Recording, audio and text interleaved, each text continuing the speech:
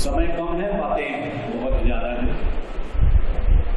दरअसल हम लोग जिस राजनीतिक परिप्रेक्ष्य पर बात करना चाहते हैं उसके लिए मैं चाहूंगा कि बहुत ध्यान से बात करें, क्योंकि दुनिया में कुछ भी कोई भी कार्य बिना राजनीति के नहीं होता। खासकर जो हमारे युवा साथी इधर बैठे हैं वो थोड़ी देर को अपना मोबाइल छोड़ करके सामने देखें। उनको इस बात को बहुत गंभीरता से समझना पड़ेगा कि बिना राजनीति के दुनिया में कोई कार्य नहीं होता। वो यहाँ आए हैं, ये उनका सौभाग्य है और उनको इस पूरे कार्य का लाभ उठाना चाहिए। जो हमारी राजनीतिक परिस्थिति इस वक्त है वो उस पर पिछले सत्र में काफी विस्तार से विचार हो चुका है।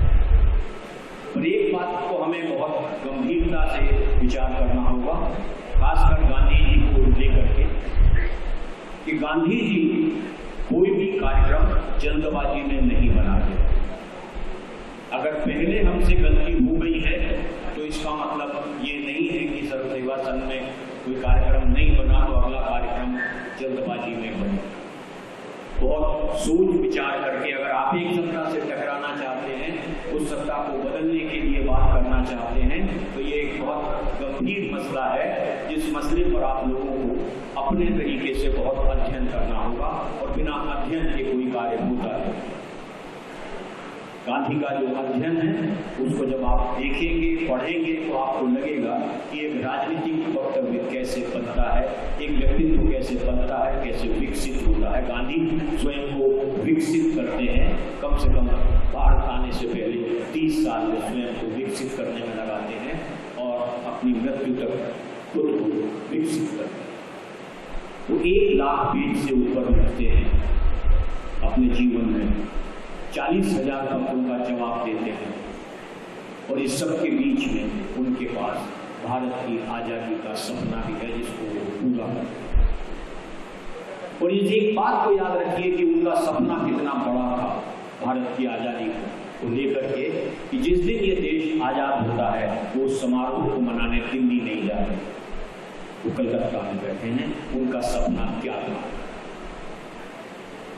इस घटना, ये अकेली घटना आपको बताएगी कि गांधी का सपना अंततः क्या था।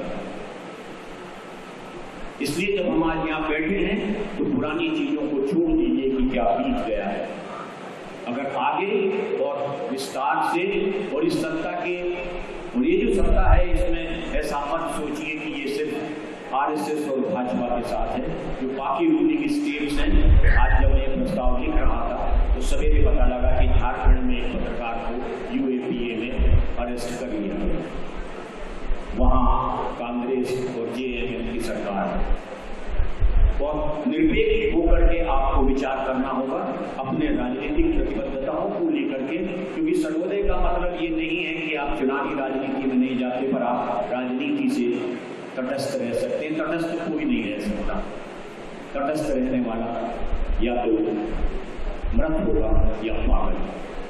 तीसरा कोई व्यक्ति दुनिया में तटस्थ नहीं हो सकता। इसलिए इस बात को आपको अगर एक राजनीतिक प्रस्ताव के तरीके से और सर्वोदय को अपनी पुरानी गरिमा को पुनः प्राप्त करना है तो बहुत गंभीरता के साथ हमें कुछ बातों के ऊपर विचार करना पड़ेगा। और जो आज हो रहा है उसके पहले एक बात, जो हम पूंजीपतियों की बात कर रहे हैं, तो जिस किसी ने भी बंच ऑफ थॉट्स पढ़ा है वो बंच ऑफ थॉट्स में गोल गोल कर आजादी से पहले लिख गए थे साफ साफ कि इस देश में 3, 4, 5 बड़े उद्योगपति होना चाहिए। उन उद्योगपतियों की वजह से सरकार उन पर आसानी से नियंत्रण कर सकती है और नियंत्रण कर सकती है इसलिए जनता के काम ज्यादा अच्छे से हो सकते। ये बंच ऑफ थॉट्स है। आज 4, 5, 10 लोग हैं, पर वो पूंजीपति जब 4, 5 रहते हैं तो जनता का कैसे साथ देते हैं वो आपके सामने है और जनता की क्या स्थिति होती है। इसलिए आरएसएस बहुत शुरू से स्पष्ट था और गांधी अपने तरीके से स्पष्ट। ये देश की लड़ाई कोई आजादी के बाद की नहीं है, पहले की लड़ाई है। ये 2 हिंदू कट्टरपंथियों के साथ एक और बात की लड़ाई है जिस पर आप बहुत गौर करिएगा। जिस औरंगजेब को हम बहुत बात करते हैं वो औरंगजेब के समय की लड़ाई है। औरंगजेब वर्सेस दारा शिकोह। ये हर युग की लड़ाई है और हर युग में होती है। इसलिए हमें इस बात को देखना होगा कि परिस्थितियां कोई एक दिन में नहीं बदलती। आज हम देख रहे हैं कि जो विकृति पिछले 7-8 सालों में यहाँ आई थी, यहाँ सोच सकते हैं कि जो व्यक्ति सर्व सेवा संघ का अध्यक्ष हो, उस साबरमती आश्रम का अपना मकान छोड़ने के लिए वो उसका परिवार 1,80,00,000 रुपए दे सकता है। तो सोचिए ये सड़ांध हमारे बीच से कैसे निकलेगी।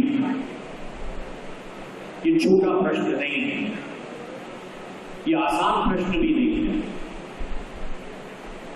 हमें से बहुत सारे लोगों का उनसे वाक़ा पड़ा है, उनसे संबंध है, अभी भी संपर्क है।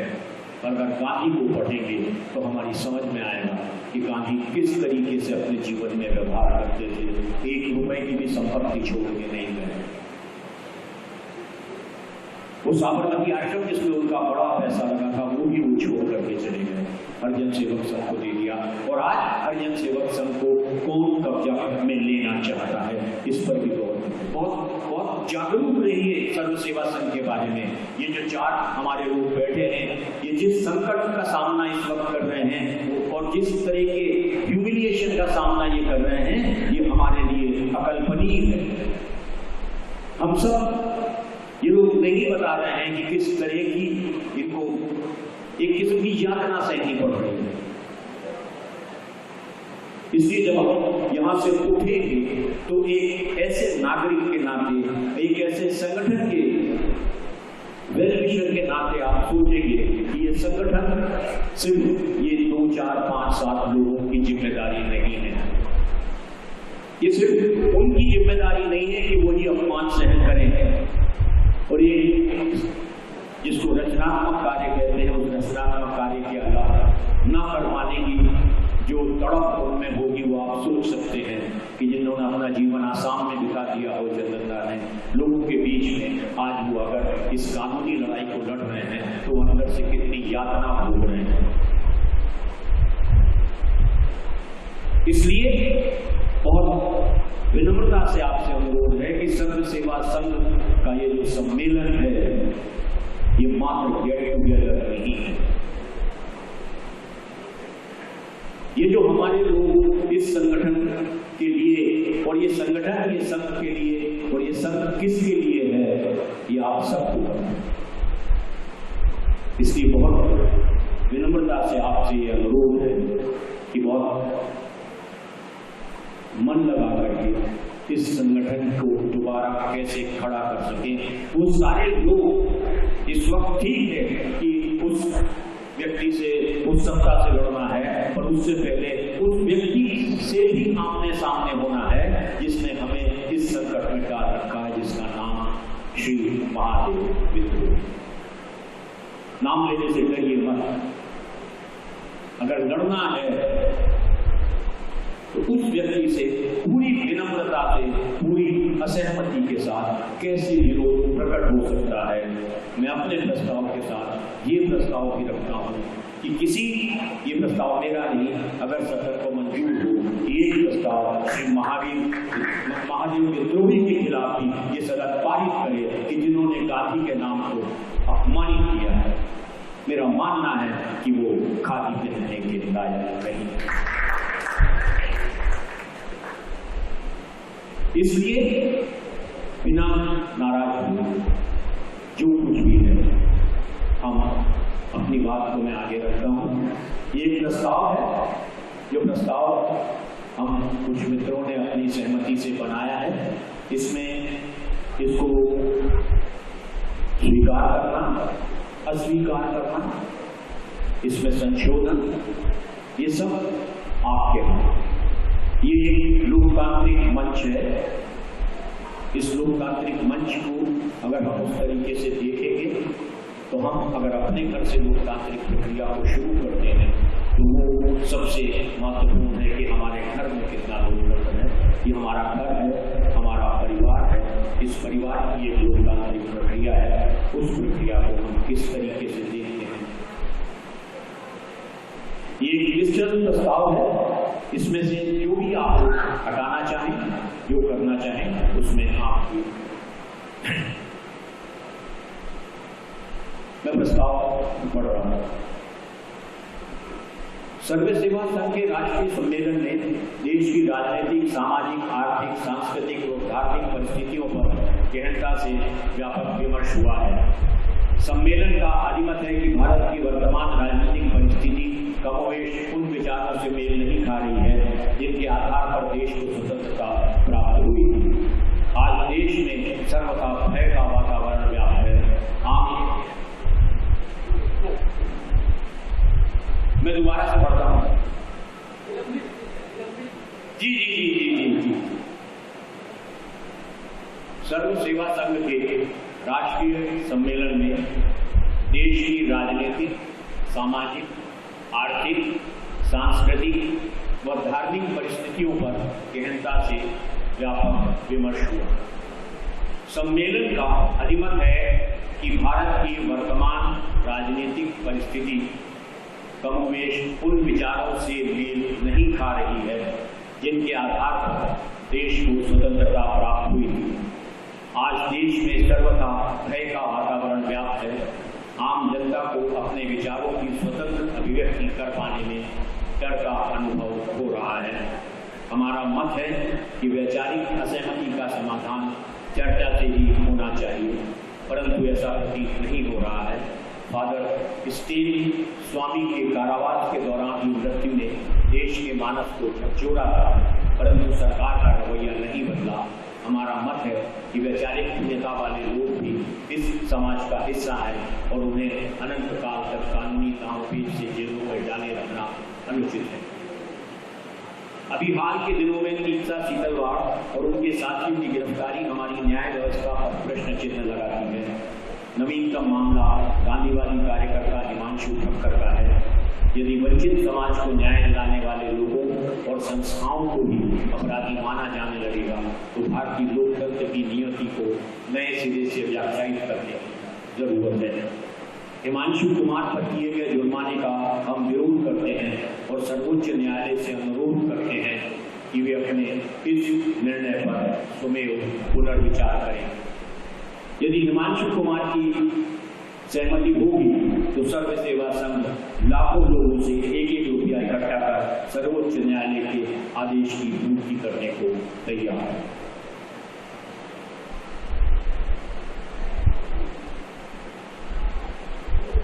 भारत की संवैधानिक स्थितियों पर भी गंभीर संकट खड़ा हो रहा है। भारतीय संसद का स्वरूप कमोवेश बहुसंख्यवादी हो गया है। संसद के दोनों सदनों में सत्ताधारी दल के 400 से ज्यादा सदस्य हैं, लेकिन इनमें से एक भी सदस्य सबसे बड़े अल्पसंख्यक मुस्लिम समुदाय से नहीं है।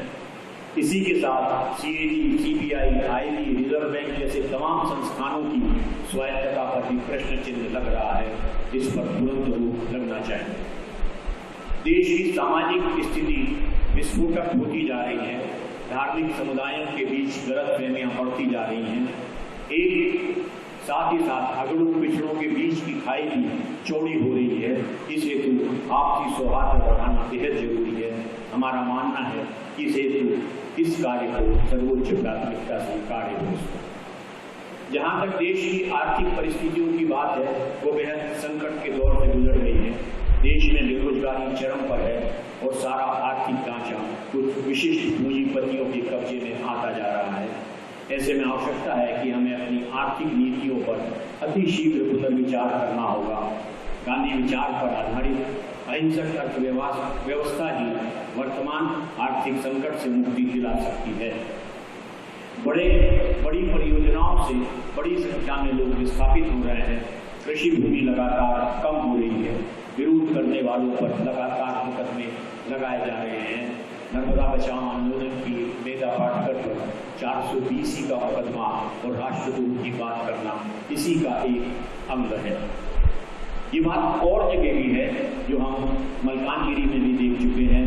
दक्षिण भारत में जो सीमेंट परमाणु ऊर्जा का संयंत्र था, उसमें भी विरोध करने वालों पर पिछली सरकार ने भी राष्ट्रद्रोह का आरोप लगाया। इसलिए बहुत निरपेक्ष ढंग से हमें इन सब बातों पर गंभीरता से विचार करना होगा। आज भारत की सांस्कृतिक विरासत खतरे में है। इसे एक पक्षी बनाने पर का पुरजोर प्रयास चल रहा है। अनेक राज्यों में विरोध के स्वर भी उठने लगे हैं। अतएव इस पर भी हमें गंभीरता से विचार करना होगा। इस संदर्भ में आप दक्षिण भारत का मसला देख सकते हैं, जहाँ पर एक अलग राष्ट्र की मांग सामने आई, जो कि बहुत क्या बिल्कुल भी उचित नहीं है। देश की धार्मिक परिस्थितियां बेहद नाजुक दौर से गुजर रही हैं। धार्मिक समुदायों में परस्पर मेलजोल कम हो रहा है। गौरतलब है, महात्मा गांधी ने अपने रचनात्मक कार्यों में सबसे पहले हिंदू मुस्लिम एकता को भी स्थान दिया था। उनका मानना था, यदि भारत में सांप्रदायिक समभाव बना रहा तो ही भारत तरक्की कर सकता है, एक बना रह सकता है। सम्मेलन उनके इस विचार का पुरजोर समर्थन करता है। हमारा प्रस्ताव है कि सार्वजनिक धन से किसी भी धार्मिक स्थल पर कोई खर्च न हो और जो संवैधानिक संस्थान है वहां पर कर्मकांड खत्म हो। सर्वसेवा संघ का मानना है कि शिक्षा और स्वास्थ्य के निजीकरण से देश के करोड़ों नागरिक प्रतिवर्ष गरीबी रेखा से नीचे जा रहे हैं। ये बेहद दुखद है। आवश्यकता इस बात की है कि इससे छुटकारा मिले। उच्च शिक्षा को ऋण की बजाय छात्रवृत्ति आधारित किया जाए। अंत में सर्वसेवा संघ मांग करता है कि राष्ट्रपिता महात्मा गांधी के खिलाफ जो संगठित व नियोजित वैचारिक हमले हो रहे हैं और सरकारी तौर पर भी उन्हें अंजाम या प्रश्रय मिल रहा है, उस पर रोक लगे। गांधी दर्शन और स्मृति द्वारा अपनी पत्रिका अंतिम जन का नवीनतम अंक विनायक दामोदर सावरकर पर केंद्रित कर उनका महिमा मंडित किया जाना, इसका स्पष्ट प्रमाण है। सम्मेलन इसकी घोर निंदा करता है। इस तरह के प्रयासों की देश भर में तीव्र प्रतिक्रिया हो रही है। हमारा मत है कि समिति अपने इस अंक को वापस, ये आप सबकी ओर से प्रस्ताव है। इस प्रस्ताव पर आप जब भी हमारे संचालक महोदय चाहेंगे तब उस पर बातचीत होगी। उस पर जो भी कुछ होगा ये आपके सम्मुख प्रस्तुत है। इसलिए मेरा आपसे यही मत है कि बहुत गंभीरता से और भी जो हमारे साथी लोग बात करेंगे उनको बहुत गंभीरता से सुनिए। हर व्यक्ति अपने आप में जो यहाँ आया है वो समर्पित है। अपना समय, अपना धन खर्च करके सारे लोग हमारे पास यहाँ आए हैं। और सबसे बड़ी बात, हम इस सम्मेलन में अपने अध्यक्ष हैं, सचिव हैं, बाकी जो सारे लोग हैं जो इन विपरीत परिस्थितियों में भी इतने साहस के साथ खड़े हैं, उनका मैं अभिनंदन करता हूँ। आप सबसे भी अनुरोध करता हूँ कि हम तालियों से उनका अभिनंदन करें जो हम सबके साथ